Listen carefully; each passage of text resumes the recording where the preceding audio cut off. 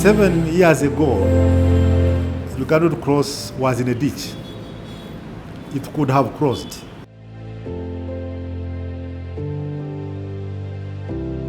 The perspective around the strategic plan is it has been the journey in the right direction. Amidst the pandemic challenges that Uganda and the whole world faced, here I'm referring to COVID. So we launched it when COVID had already become a global challenge. But amidst that, for the case of Uganda, then you get these climate change triggered disasters ravaging Western Uganda, Kisoro, Kasese, still ravaging the Mount Elgon region. The river banks are being, broken, and water levels going up across in all lakes. So you are talking of the emergencies around it. The dynamics around it is that we proved that we are the first responders as Red Cross. We proved that we have the capacity to be on top of any emergency now in the country. We have proved it. Our network of volunteers, our capacities in terms of systems, in terms of procedures. We can do more with more logistic support, and this is a journey. Now, the challenge around this vis-a-vis the strategic plan is that it overshadowed a bit of long-term programming. And when you look at our strategic plan, we are talking of growing our programming to reach the vulnerable, also extending the programming to be long-term and go into long-term humanitarian activities, whether in public health, whether in area action, whether in mitigation. And to an extent, the emergence has surpassed the way we are going in that direction. But on the happy note is that it is also catching up. And for me, the other exciting part is the initiatives we have made. Sustainable funding of non-earmarked money is commendable.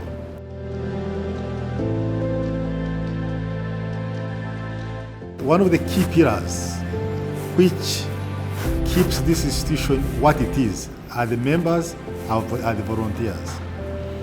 So sustainability is around how do we make sure that our branches are functional, and for our branches to be functional, we must grow the membership, we must grow the volunteers.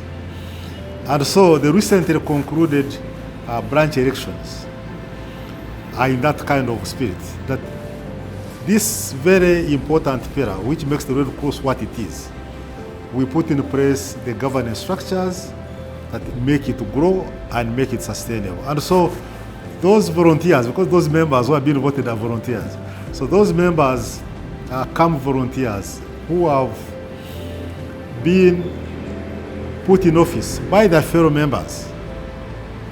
We do congratulate you. It is a sign of confidence. Your colleagues have put in you, but at the same time, we look forward to using your 4 years term of office to grow the business of the Red Cross, but to make our branches sustainable.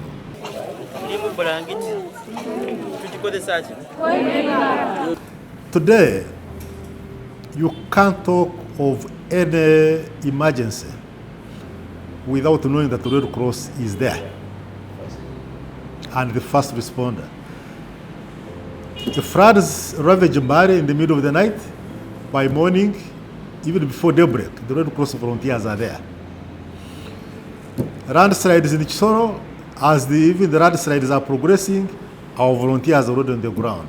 Same with Kisoro. Refugees come across the border, like we had a big influx of refugees from Congo. Even as the first refugees cross the border, the Red Cross volunteers are there. And these are a few examples to justify what I'm saying, that in terms of what we have been able to register, we have proved that we are indeed a partner who can be relied upon when it comes first response. when it comes to humanitarian interventions in an emergency setting. Ebola comes, and before the ink dries, we're on the ground. Our volunteers have done a commendable job in Mubende, in Kasanda. Now we have extended it to Jinja, to Masaka, and Kampala. We can thump our chest that we have been one of the key actors in addressing the public awareness, in addressing the medical evacuations, in addressing the risk communication, but at the same time in promoting the vaccination. So these are game changers, and in the process, they open more doors for us to fundraise, to position ourselves, but also in the eyes of the public, to know that there is a partner, there is an institution that they can always be there when called upon. Our ambulance service, road safety, which is the biggest killer in this country in terms of numbers when you compare with other killers, which, if you look at the people who are injured, who are maimed, who are disabled because of the road safety, these ambulances have been a game changer. And I think it has given us a platform as to how we can further fundraise. The challenges are around getting substantive funding. That's where the big challenge is. That how do we then, amidst the global and national economic downturn, we mobilize enough resources? Focus for next year, when it comes to programming, is consolidation. And consolidation in two aspects. One is, how do we strengthen our grassroots structures and have digitalized systems of early warning, information gathering, of early information management, but also of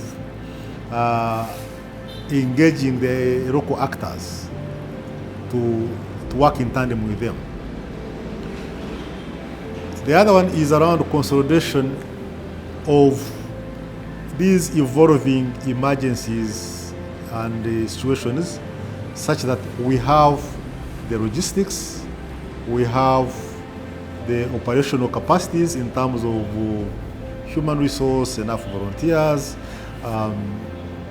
in terms of systems, whether membership systems and otherwise, to make it happen. But still on programming, the priority for next year is, how do we expand? How do we raise more resources for sustainable funding, for program funding? The other aspect which we must continue to grow is the business of raising non-earmarked money for institutional sustainability.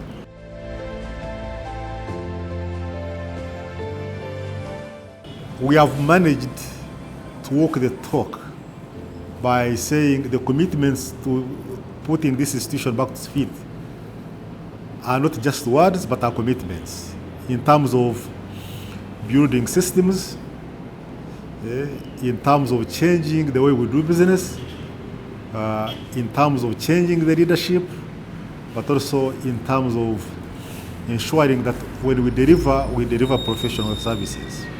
The key other aspect is around our volunteers and membership. You see, all that we do, one of the unique features of the Red Cross, which other institutions don't have, is our countrywide structures and network. The branches, the membership, the volunteers, the hundreds and thousands of volunteers. The other aspect around all this is being a member of the Global Red Cross,